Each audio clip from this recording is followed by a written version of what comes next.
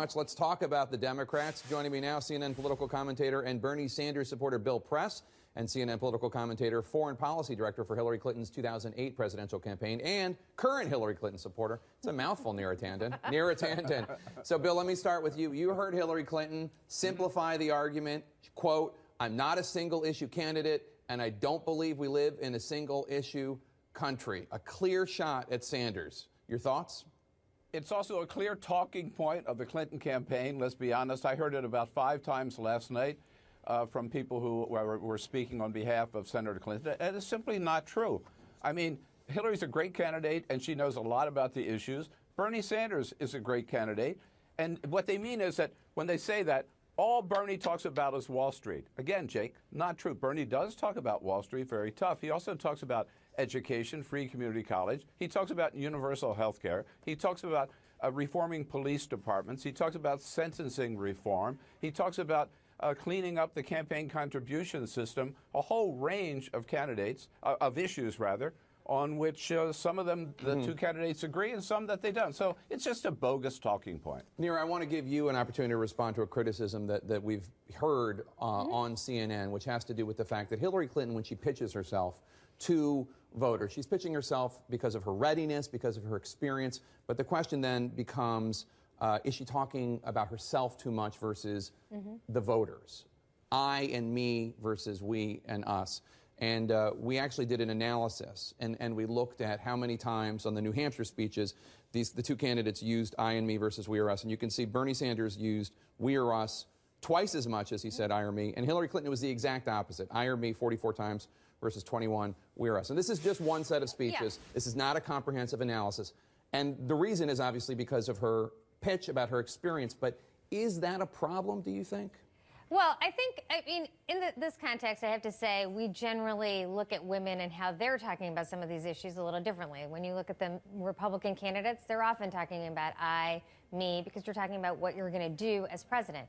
But I hear the point that this really needs to be a mission about what she's going to do as president, and she has to work on making sure everyone feels part of that, and her language can shift a little bit on that point. But I think, you know, I always get a little anxious about these kinds of comparisons because, you know, we ask questions about women about whether they're talking about themselves too much. Last night, Senator Sanders kind of called her on saying, you know, when she said, you know, as president, I'll do, he called her on that, and I thought in a kind of harsh way. And really what she was saying was what all Republican male candidates, all male candidates say that all the time. Well, when I'm president, I'll do this. This is a direct comparison with Bernie Sanders, yeah. But certainly she would stack up well with some of the other Republicans, I'm sure, especially Mr. Trump. But Bill, how about that? Neera brought up a moment that I think a lot of commentators think was not a great moment for Bernie Sanders, his "you're not president yet" Secretary Clinton. Did you think that was a little rough? Maybe the race is getting to him a little bit?